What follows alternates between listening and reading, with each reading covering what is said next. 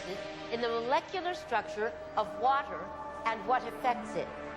Now, water is the most receptive of the four elements.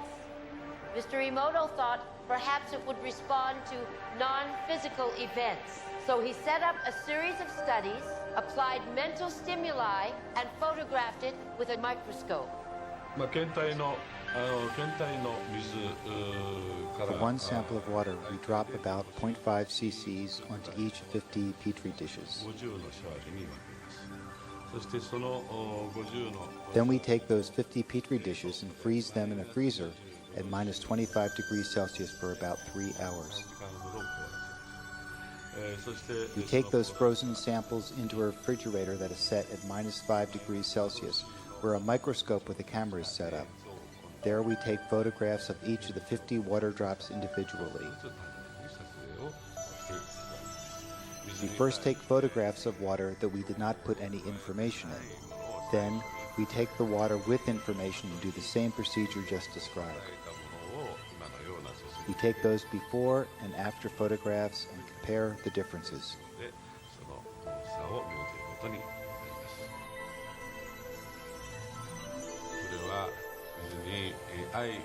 When we projected the feeling of love and thanks to water, it made the most beautiful crystal.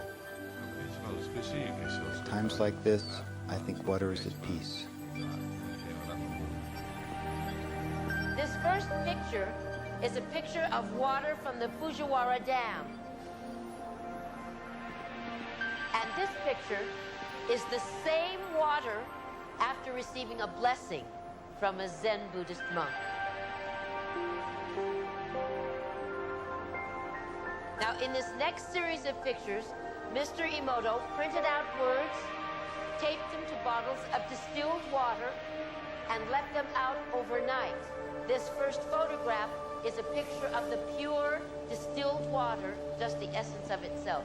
These subsequent photographs, as you can see, are each different. This is the chi of love. And we move along here to thank you. And you can see where he taped that to this bottle here. But if you read Japanese, you already knew that. Now, Mr. Emoto speaks of the thought or intent being the driving force in all of this. The science of how that actually affects the molecules is unknown, except to the water molecules, of course. And it's really fascinating when you keep in mind that 90% of our bodies are water.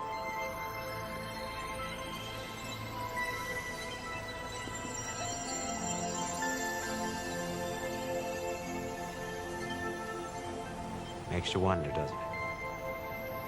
If thoughts can do that to water, imagine what our thoughts can do to us.